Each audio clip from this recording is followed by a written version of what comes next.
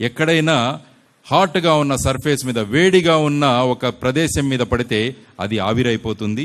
అదే వర్షపు చుక్క ఒక తామర ఆకు మీద పడితే ఒక చిన్న ముత్యంలాగా కనిపిస్తుంది.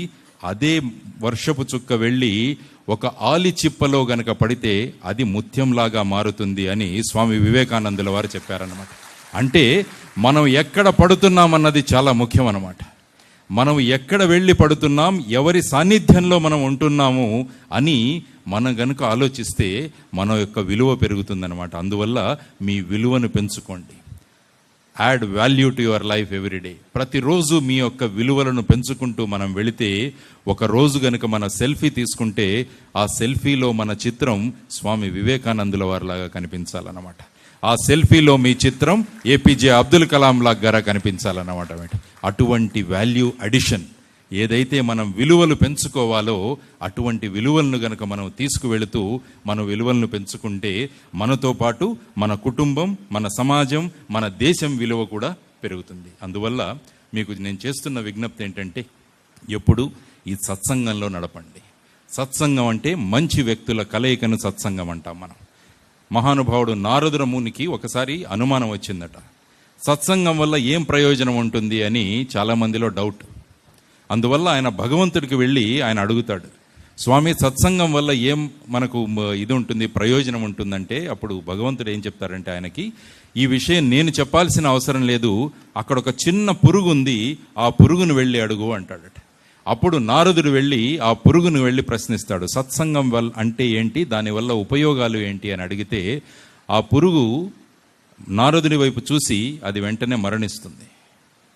నారదుడికి అర్థమవ్వదు. మళ్ళా భగవంతుడి దగ్గరికి పరిగెత్తుతాడు. వెళ్ళి, స్వామి సత్సంగం అంటే ఏంటి అని మీరు నన్ను ఆ పురుగు దగ్గరికి పంపించారు, కానీ నేను వెళ్ళి మాట్లాడగానే ఆ పురుగు చనిపోయింది అంటే, ఇప్పుడు వెళ్ళి ఆ పావురాన్ని వెళ్ళి అడుగు అంటాడు ఆయన. అప్పుడు నారదుడు వెళ్ళి మళ్ళీ ఆ పావురాన్ని అడుగుతాడు, సత్సంగం ఏంటి, దానివల్ల ప్రయోజనం ఏంటి అని. అప్పుడు ఆ పావురం నారదుడి వైపు చూసి మళ్ళా అది చనిపోతుంది. అప్పుడు నారదుడికి భయం పుడుతుంది, నేను సత్సంగం అనగానే ప్రతి వ్యక్తి చనిపోతున్నాడు అని మళ్ళా భగవంతుడి దగ్గరికి పరిగెత్తుతాడు. పరిగెత్తితే అప్పుడు భగవంతుడు అంటాడు, ఇప్పుడే పుట్టిన ఆ లేగదూడ ఉంది, ఆ లేగదూడను వెళ్ళి అడుగు సత్సంగం అంటే ఏంటో అంటాడు. మళ్ళా భయపడుతూ ఆ లేగదూడ దగ్గరికి వెళ్ళి అడిగితే ఆ లేగదూడ కూడా అలా చూసి అది కూడా ప్రాణాలు వదిలేస్తుంది. అప్పుడు నారదుడు నిర్ణయించుకుంటాడు, ఇంకా సత్సంగం గురించి నేను ఎక్కడికి వెళ్ళను, అందుకంటే నేను ఎవరితో అడుగుతుంటే వాళ్ళంతా చనిపోతున్నారు అని చెప్పేసి. చివరిగా ఒక్కసారి భగవంతుడిని అడుగుదామని మళ్ళా భగవంతుడి దగ్గరికి ధైర్యంతో వెళతాడు. అప్పుడు నారదుడికి చెప్తారనమాట, చివరిసారిగా ఆ రాజకుమారుడు ఉన్నాడు ఆ రాజ్యంలో, ఆ అబ్బాయిని వెళ్ళి అడుగు అంటాడు. అప్పుడు నారదుడికి ఇంకా భయం పుట్టిందనమాట.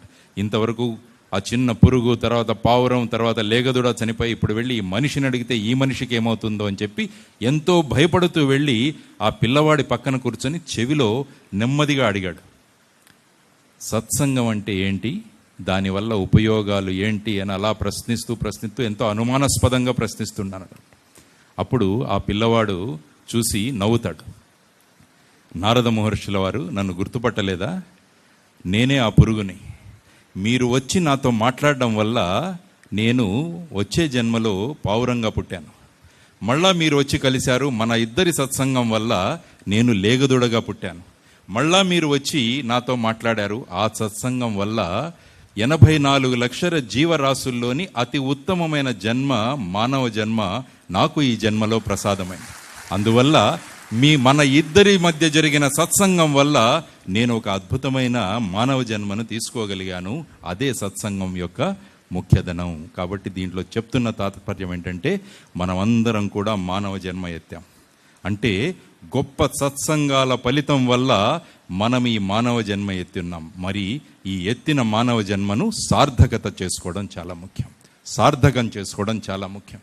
కాబట్టి ప్రతి ఒక్కరూ కనుక ఎత్తిన మానవ జన్మను సార్థకం చేసుకునే దిశలో కనుక ప్రతి ఒక్కరూ కృషి చేయడం మొదలు పెడితే, చూడండి ఏ విధంగా దేశం మారిపోతుందో. దానికోసం ప్రతి ఒక్కరూ కష్టపడడం అవసరం. ఎలా జీవించామన్నది చాలా ముఖ్యం. మనకు ఎక్కడ పుట్టామన్నది ముఖ్యం కాదు. అందుకనే ఎప్పుడు కలువలు, తామరల ఉదాహరణలు ఇస్తుంటాను నేను. మీరు ఎప్పుడైనా చూడండి, కలువ పూలు, తామర పూలు ఎక్కడ దొరుకుతాయంటే మీకు బురదలో దొరుకుతాయి. ఆ కలువలు, తామరలు బురదలో పుట్టిన తర్వాత నెమ్మదిగా పైకి ఎదుగుతూ ఉంటే చంద్రుడు, సూర్యుడు ఆ కలువలు, తామరల కోసం ఎదురు చూస్తూ ఉంటారు, ఎప్పుడు బయటికి వస్తాయా అని.